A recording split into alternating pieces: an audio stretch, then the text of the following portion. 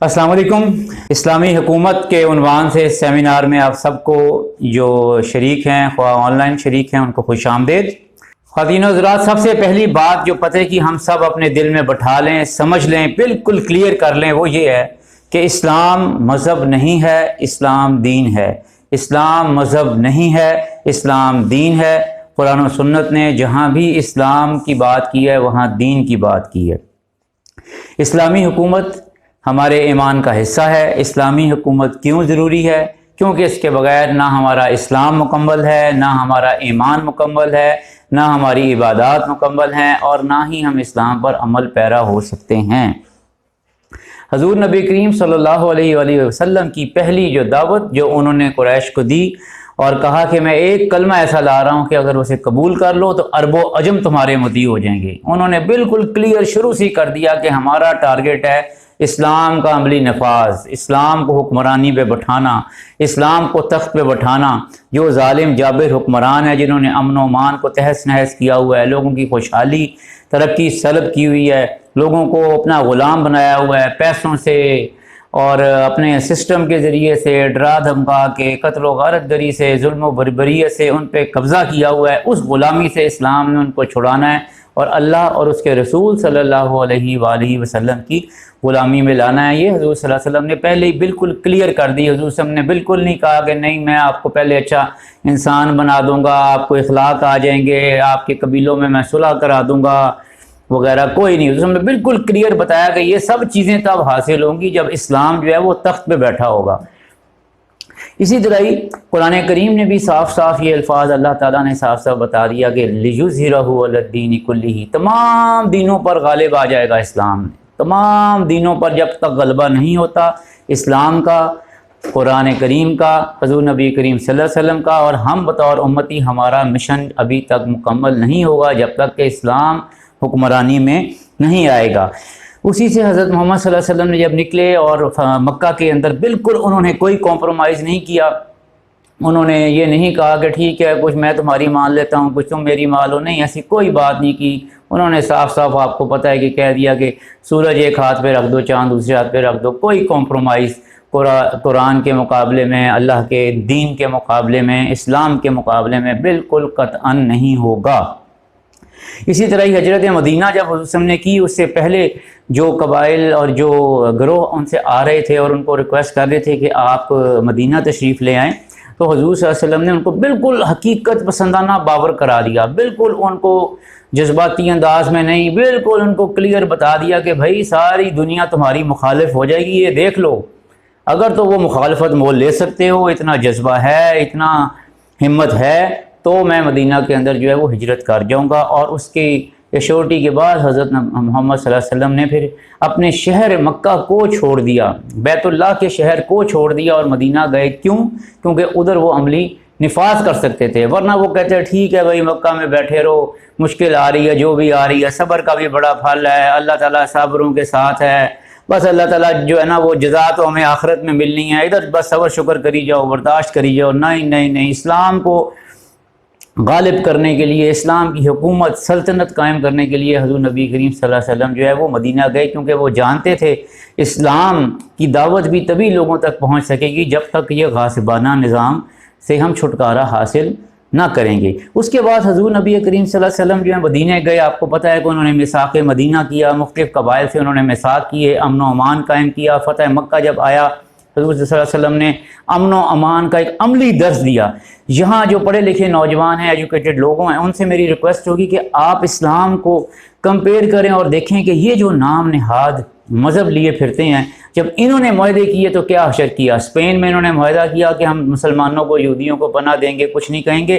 एक एक बंदे को चुन कर उन्होंने कत्ल किया और मुआहदे की धज्जियाँ बखेर दी। और स्पेन के अंदर जो है जहाँ पर मुसलमानों ने 9 साल हुकूमत की थी, ना मुसलमान रहने दिया, ना यहूदी रहने दिया। ईसाईयत के मुखालिफ जो थे कत्ल गारत करी कर दी, उनको जिला वतन कर दिया, जो बच बचा के भाग गए, कोई मस्जिद नहीं छोड़ी वगैरह। उसके बाद अभी आप देख लें हालिया कि कश्मीर की करारदाद अक़वाम मुत्तहिदा जैसे इदारे के अंदर सारा कुछ हुआ पड़ा है, करारदाद है कि जिस तस्बाब राय होगा, लेकिन क्योंकि हुक्मरान इन ममालिक के गासिब हैं, وہ غاصبانہ فوج کو پروٹیکٹ کر رہے ہیں، کہیں ڈکٹیٹرز کو پروٹیکٹ کرتے ہیں، کہیں بادشاہتوں کو پروٹیکٹ کرتے ہیں، تو اسلام ان تمام سے آنکھیں نہیں چرا سکتا۔ اسلام کی بالکل ایسی دعوت نہیں ہے کہ جی دنیا میں جو بھی ہو رہا ہو بس اس کو چھوڑ دو کیونکہ وہ تمہارا تو بھائی مجبور ہو مظلوم ہو۔ نہیں، اسلام کسی قسم کی مجبوری نہیں ہے۔ اللہ تعالیٰ اسپرٹ پیدا کرتا ہے کہ اسلام کو غالب کرنا ہے۔ اس کے بعد خواتین و حضرات، حضور نبی کریم صلی اللہ علیہ وسلم کے ہم آگے جب صحابہ کرام کی سنت دیکھتے ہیں کہ صحابہ کرام رضی اللہ تعالیٰ مجمعین نے، آپ کو پتہ ہے کہ چاروں خلفۂ راشدین نے، حضور نبی کریم صلی اللہ علیہ وسلم نے ان 4 بیسٹ صحابہ کو جو خلفۂ راشدین نے کیا سکھایا؟ کیا انہوں نے یہ کہا کہ تم بس مسجدیں بنانا، مدرسے بنانا، درس دینا، نعتیں پڑھنا اور جناب قرأت پڑھنا، ناظرہ قرآن پڑھانا، حفظ کروانا، تمہارا سیاست سے حکمرانی سے کوئی تعلق نہیں، بلکہ حضور نبی کریم صلی اللہ علیہ وسلم کی یہ سنت ہے، اللہ تعالیٰ کا حکم ہے۔ وہ جانتے کہ پچھلے جتنے انبیاء کرام ہیں ان کا بھی وتیرہ یہی رہا کہ وہ اپنے ظالم اور جبار جو قابض ٹولہ ہوتا تھا اس کے سرکردگاہ لیڈروں سے ٹکراتے تھے۔ آپ کو یہ علم ہی ہے کہ دانیال علیہ السلام نے بخت نصر کو للکارا، ابراہیم علیہ السلام نے نمرود کو للکارا، موسیٰ علیہ السلام نے فرعون کا مقابلہ کیا، حضور نبی کریم صلی اللہ علیہ وسلم نے پوری دنیا کے غاصبوں کو للکارا۔ صحابہ کرام رضی اللہ تعالیٰ مجمعین کے دور میں سپر پاورز جو ہیں ان پر مسلمانوں نے جو ہے وہ فتح حاصل کی۔ تو اسلام بالکل یہ چھوئی موئی کی طرح بن کر رہنا اور مظلوم بن کر رہ جانا اور یہ تصور کرنا کہ بس جی آخرت میں اجر مل جائے گا، نہیں، بالکل غلط بات ہے۔ حضور نبی کریم صلی اللہ علیہ وسلم کے چاروں خلفۂ راشدین کو حضور صلی اللہ علیہ وسلم نے سیاست کے لیے تیار کیا، خلافت کے لیے تیار کیا، حکمرانی کے لیے تیار کیا۔ حضرت ابو بکر صدیق رضی اللہ عنہ کی سنت آپ کے سامنے ہے، انہوں نے پہلا خطبہ دیا اور صاف صاف کہہ دیا کہ میرے حقوق کیا ہیں، تمہارے حقوق کیا ہیں، میرے فرائض کیا ہیں، تمہارے فرائض کیا ہیں۔ حضرت عمر رضی اللہ عنہ کو اپوائنٹ کیا، مشورہ کیا، ٹھیک ٹھاک مشورہ کیا کہ بیسٹ کون سا بندہ ہے یار جس کو ہم یہ بنائیں، اپنے بعد میں خلیفہ بناؤں۔ حضرت عمر رضی اللہ تعالیٰ عنہ نے، آپ یہ دیکھیں، جو 6 رکنی کمیٹی بنائی، اس 6 رکنی کمیٹی کے اندر تمام عشرہ مبشرہ تھے۔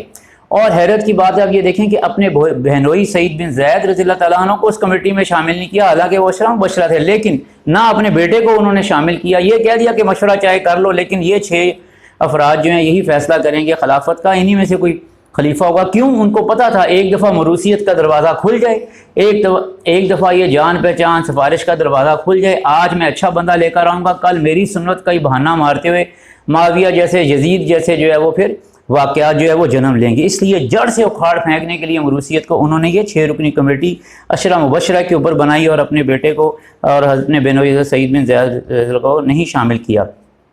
اس کے بعد آپ دیکھ رہے ہیں کہ دیگر جو عشرہ مبشرہ ہیں وہ بھی سارے کے سارے جہید، کوئی کسی کا گورنر ہے، کوئی کہیں کا سپہ سالار ہے، کوئی کہیں کا فاتح ہے، کوئی فاتح مصر ہے، کوئی کچھ ہے۔ تو تمام کے تمام ایسے افراد تھے جنہوں نے اسلام کی قیادت کو، اسلام کی حکمرانی کو، اسلام کی سلطنت کو، اسلام کے غلبے کے جو ہے اس کے لیے انہوں نے جد و جہد کی۔ اس کے بعد آپ دیکھیں حضرت حسن رضی اللہ تعالیٰ عنہ، انہوں نے جو حضرت معاویہ سے معاہدہ کیا وہ کس لیے کیا؟ کیا وہ اس لیے کیا کہ بھی مسجدیں کم پڑ گئی ہیں، زیادہ کر لو، قرآن پاک کے ترجمے زیادہ کرنے پڑیں گے تمہیں، یہ نہ ان کو پتہ تھا کہ مین مسئلہ یہی ہے کہ اوپر سلطنت جو ہے وہ اسلام کی ہونی چاہیے، حکومت اسلام کی ہو، حکومت خلفۂ راشدین جیسے ہوں۔ انہوں نے یہی معاہدہ کیا کہ تم اپنے بعد کسی بندے کو، اپنے بیٹوں میں سے، اپنی اولاد میں سے، رشتہ داروں میں سے کسی کو بادشاہ یا خلیفہ ڈکلیئر نہیں کرو گے۔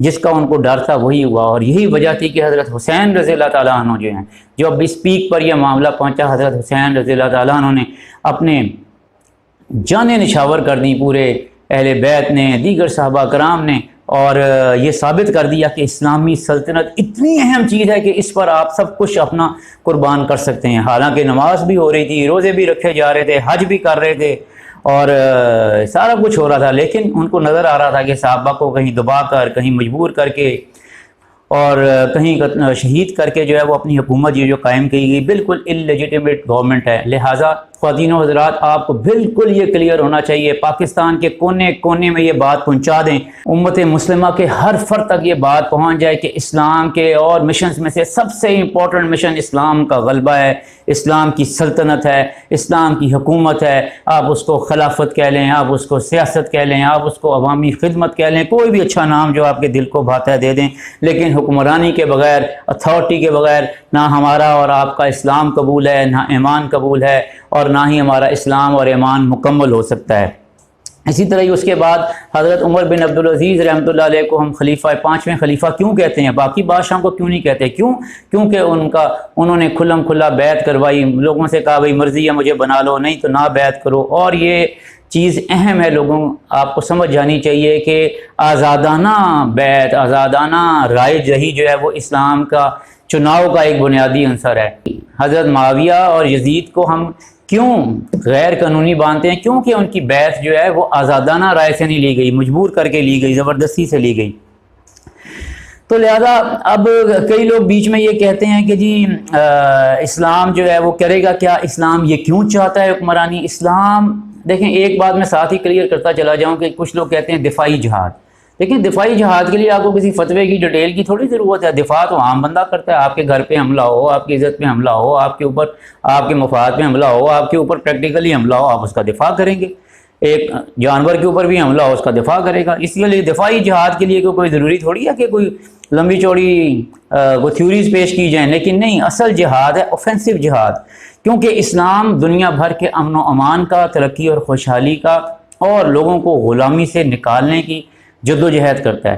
جہاں اسلام دیکھے گا کہ وہاں پر لوگ جو ہیں وہ اسلام کے حق کو دیکھنے سے محروم ہیں، جہاں اسلام دیکھے گا کہ وہاں غلامی میں جکڑے گئے ہیں، خواہ وہ ظلم و بربریت کے ذریعے سے ہو، پیسے کے ذریعے سے ہو، نظریاتی طریقے سے ہو، تعلیمی نظام کے ذریعے سے ہو یا فوج کے ذریعے سے ہو، اسلام اس غلامی سے ان لوگوں کو نجات دلائے گا۔ اور یہی وجہ ہے کہ آپ دیکھیں جہاں جہاں مسلمان حکمران پہنچے، یہودیوں نے، عیسائیوں نے، بدھ مت نے، ہندوؤں نے اسلام کا کھل کے استقبال کیا کہ وہ آ گئے ہمارے نجات دہندہ۔ کیونکہ وہ اپنے غاصبانہ حکمرانوں سے، اپنے غاصبانہ نظام سے تنگ پڑ چکے تھے، اس ظلم و بربریت سے کی انتہا ہو چکی تھی۔ محمد بن قاسم رحمۃ اللہ علیہ سندھ میں آئے، ہندوؤں نے ویلکم کیا، سکھوں نے ویلکم کیا، موسیٰ بن نصیر آئے، انہوں نے ویلکم کیا، عیسائیوں نے ویلکم کیا، یہودیوں نے ویلکم کیا، اسپین مسلمانوں نے جب کیا، معاہدہ کیا عیسائیوں اور یہودیوں کے ساتھ، انہوں نے مسلمانوں کو خوش آمدید کہا کہ یہ ہمارے نجات دہندہ ہیں۔ دوسرے مذاہب نے تو ان کو جو ہے نا وہ جکڑ رکھا ہوا تھا۔ تو یہی اسلام ہے، جہاں پہ اسلام جائے گا اپنا غلبہ کرے گا، اور جہاں پر دیکھے گا کہ لوگوں کی یہ صورتحال ہو گئی ہے، اسلام انتظار نہیں کرے گا، اسلام جائے گا، اوفینسو جہاد کرے گا، اپنا دباؤ ڈالے گا۔ وہ جس طرح آج کل کے سیاسی اس میں کہتے ہیں نا، اپنا سفارتی دباؤ بھی ڈالے گا، اپنا نظریاتی دباؤ بھی ڈالے گا، عوامی دباؤ بھی، عسکری دباؤ بھی، ہر طرح کا دباؤ ڈالے گا کہ ان لوگوں کو جو ہے وہ غلامی سے نجات جو ہے وہ دلائی جائے۔ اب یہ کہا جاتا ہے کہ جی سسٹم کیسا ہوگا، تو آپ یہ بات مد نظر رکھ لیں کہ سسٹم اگر برقرار بھی ہو تھوڑا بہت، جو کہ حضرت معاویہ اور یزید کے دور میں تھا، لیکن حکمران ایسا طبقہ آ گیا تھا، اس نے اسی سسٹم کو جو ہے وہ ناجائز غصب کرنے کے لیے جو وہ استعمال کر لیا۔ وہی صحابہ تھے جن کو مجبور کر دیا گیا، کہیں کسی کو جو ہے نا وہ پکڑ لیا گیا، گرفتار کر لیا گیا، زندانوں میں ڈال دیا گیا، شہید کر دیا گیا، مجبور کر دیا گیا کہ وہ میرے خلاف اٹھ نہ سکیں۔ اور آپ کو پتہ ہے کہ یہ نظام جو ہے وہ حالانکہ صحابہ کرام حضور نبی کریم سے چلتا ہوا ان تک پہنچا تھا، لیکن اس نظام کے ہوتے ہوئے باوجود بھی حکمران ایسا آ گیا ٹولہ جس نے غصب کر لیا، تو یہ نظام بھی نہ بچا سکا۔ اس لیے خالی نظام بھی کچھ نہیں کرے گا، نظام بھی ضروری ہے اور اسلامی حکمران بھی ضروری ہیں۔ اب حکمرانی سے عام طور پر نوجوانوں کے ذہنوں میں یہ آپ کو خلفشات ڈالنے کی کوشش کی جاتی ہے کہ جی حکمران کا تو مطلب ہے خلیفہ، بس top most president, prime minister, خلیفہ۔ نہیں، ایسی بات نہیں ہے۔ ہر شعبے میں نوجوانوں ہمیں لیڈرز چاہیے، ہر شعبے کے اندر اور ہر سطح کے اندر، ہر شعبے میں، ہر لیول کے اوپر جو ہے وہ اسلام اچھے حکمران جو ہے وہ لانا چاہتا ہے، تاکہ لیڈرشپ جو ہے وہ بہتر سے بہترین جو ہے وہ لوگوں کے ہاتھ میں آئے اور اسلامی نظریات کو آگے بڑھائے۔ ابھی آپ کے سامنے پاکستان کی مثال ہے۔ پاکستان کا نظام میں بہت سی اسلامی چیزیں ہیں، قرارداد پاکستان ہے، پاکستان کے آئین میں کہ اسلام کے حاکمیت اعلیٰ جو ہے وہ اللہ تعالیٰ کی ہے، آپ کے آئین میں درج ہے، آپ کے سسٹم میں ہے، لیکن عملاً کس کی ہے؟ ہر کوئی کہتا ہے امریکہ کی ہے، یورپ کی ہے، فلاں کی ہے۔ تو یہ نظام خالی نہیں بچائے گا، اسلامی حکمران ہوں گے تو اس نظام کا بھی آپ کو فائدہ ہوگا۔ اسی طرح آپ کے سامنے ہے کہ سود پاکستان کے آئین میں حرام ہے، لیکن عملی طور پر پاکستان کے بجٹ کا 50% حصہ جو ہے سود کی اقساط کی ادائیگی کے اوپر پاکستان سے باہر چلا جاتا ہے۔ کیا کبھی اس پہ کوئی بحث ہوئی؟